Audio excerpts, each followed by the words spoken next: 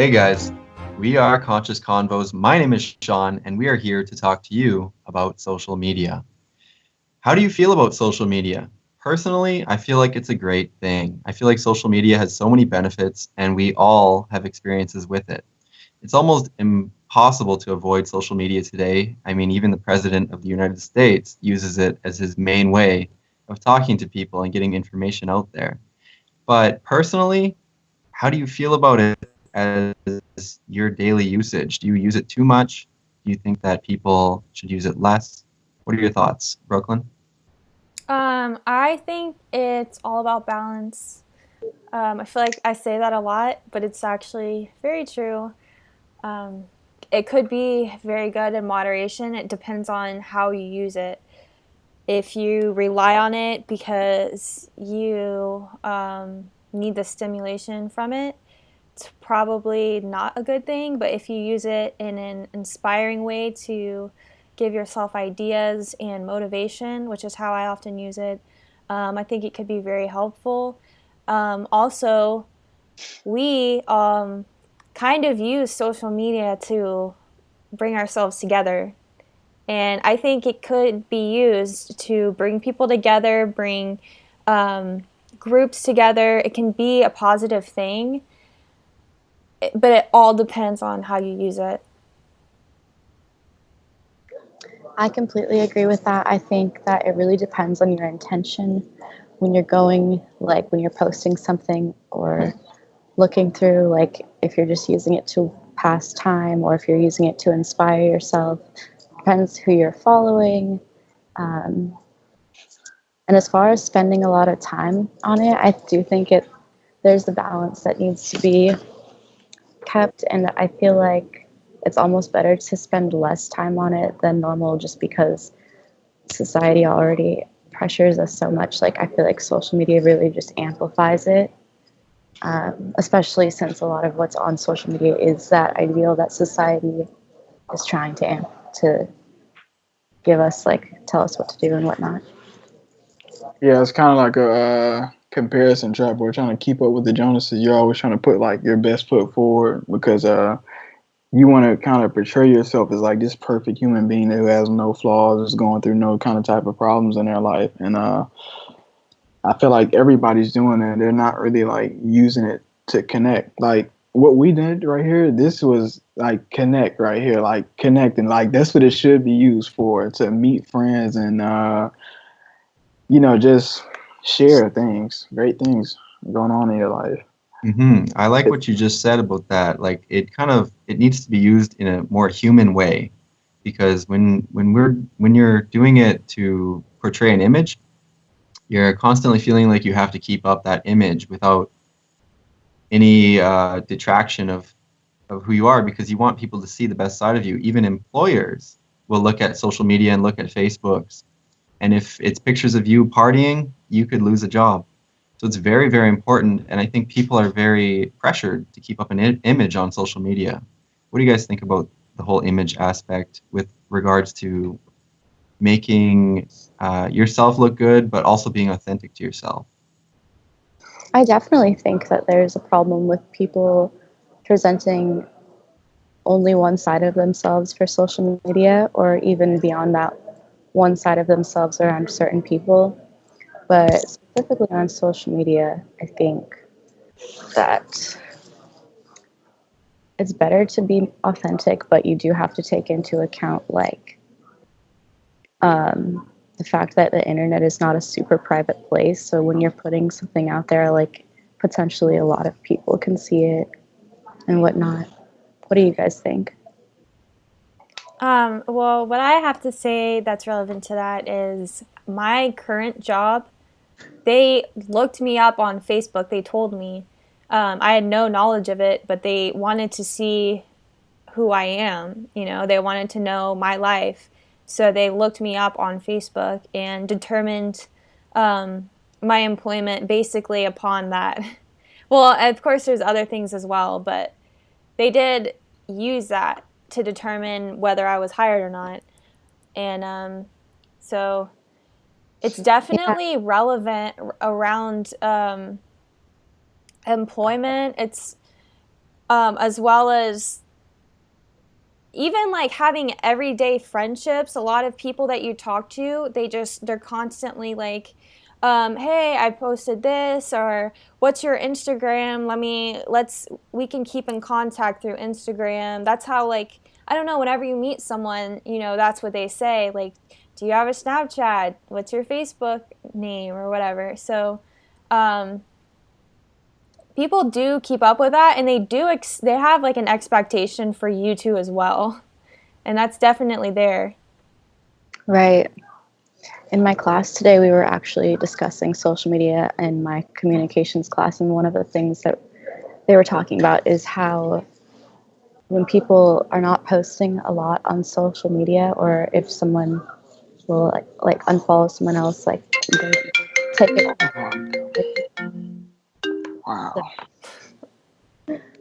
Yeah. Basically, like if someone unfollows you, you'll take it really personally, even if like maybe they're just unfollowing you because they want to only get a certain type of content on their social media feed. Stuff like that. I think Yeah, okay, so that really goes back to what we were saying about, I think at the beginning, somebody mentioned that you really have to follow and look at the right things, because that's where the balance comes in. Yeah. And a lot of people out there, a lot of my friends are really unconscious. And if I unfollow them, or if I don't follow them, or I don't like their stuff, it's almost like a way of, it's like an insult. Yeah. Yeah. That's really you can weird. really get shunned if you're not part of the social media group. Exactly. So, yeah, it comes down to whether you want to be accepted or not. And people, they really want to be accepted, especially on social media. So they will sort of like flood their stuff with all this garbage. And I always say garbage in, garbage out. Oh, yeah. And I think the reason they want to be accepted so much is because they believe their self-worth is measured by what people say about them. So that's another big thing. Whether they're accepted or liked or not, they put that responsibility in someone else's hands. So it's dependent on what other people say about you, what other people think about you. And that's kind of dangerous. It is. Yeah. Right. One thing I would like to add is it takes up so much time. I don't think we realize how much time we spend on social media. People just don't even pay attention to it because it's so socially accepted. It's so common. So people don't think twice about it. But let's like put it into perspective here. You wake up in the morning, what do we all do? Most of us go on our phone. Like, I know, I'm telling you, it's so bad, but I wake up in the morning and I scroll feed like first thing in the morning, and it's just, and that's the stuff that's gonna like predict how your day is gonna go, predict your mood, if you see like something negative on Facebook or something, you're gonna have that in the back of your head for the day, for like the start of your morning. So that's it's really malleable in the morning. So looking at that negative energy, so affects your day.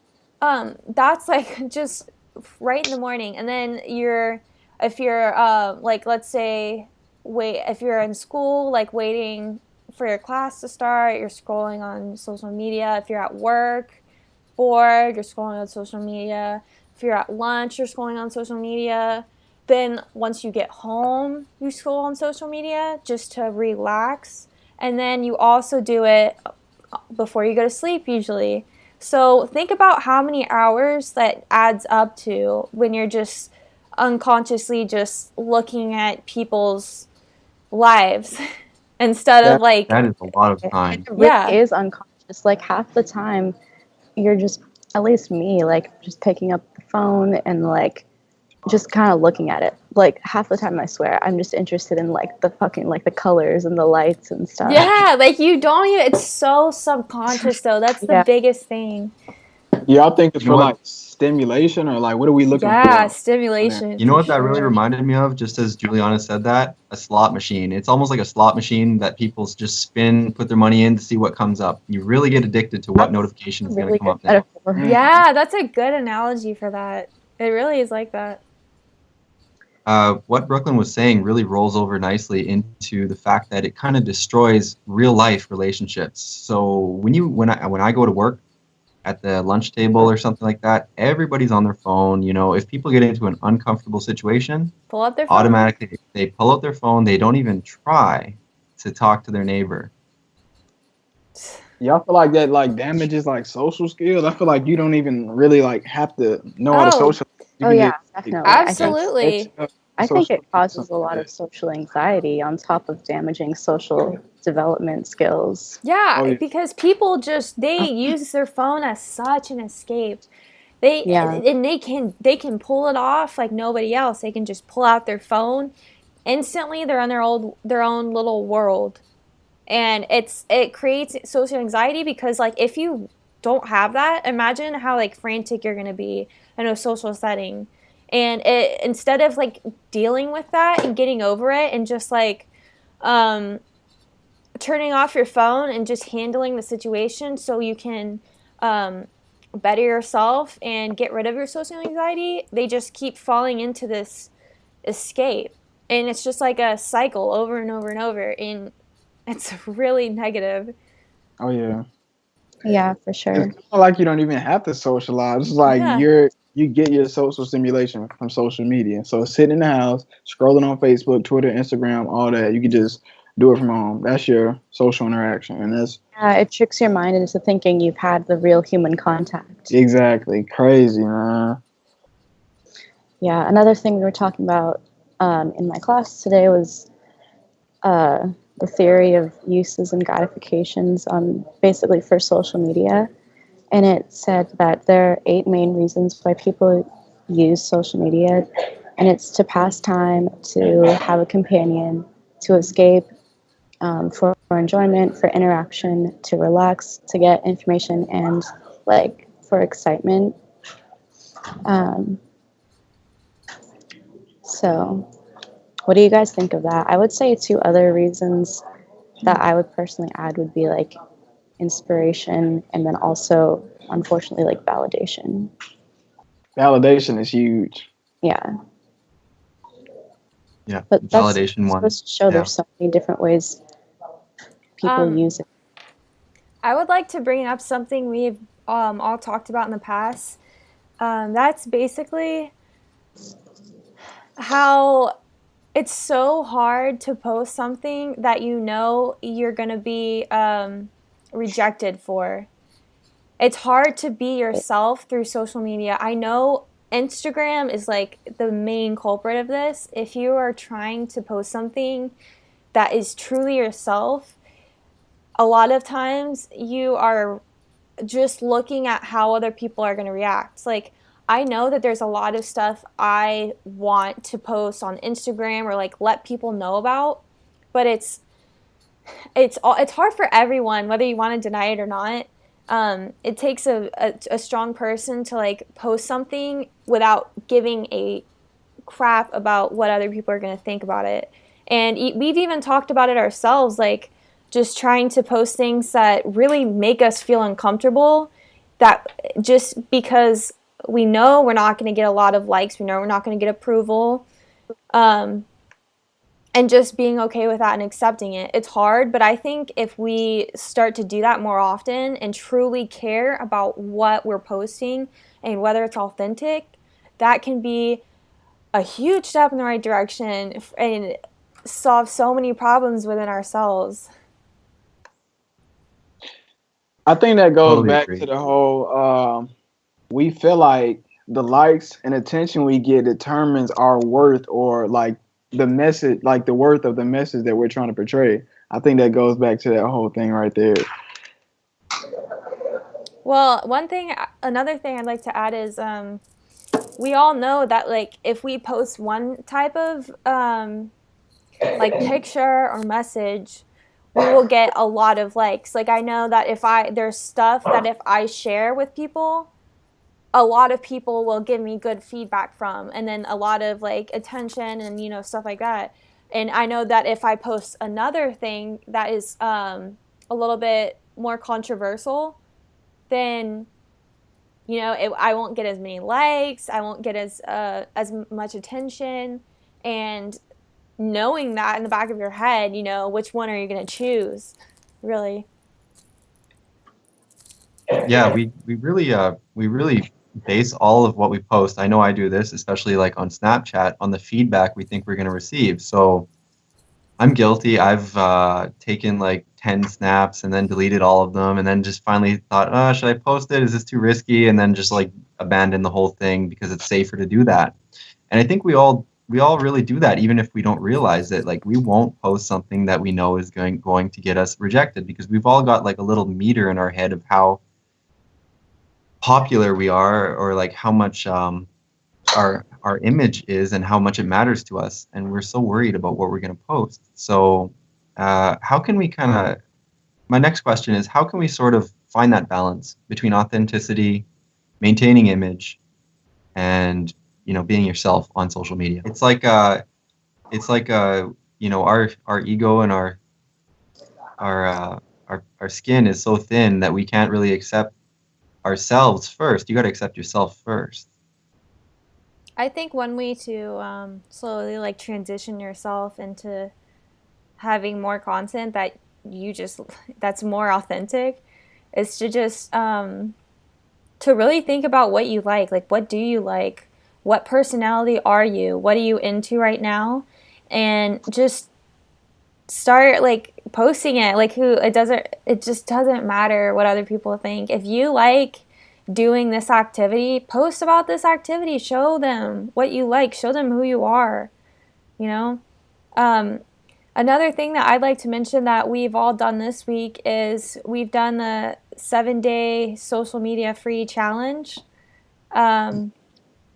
We've, for the most part, most of us have went 7 days social media free.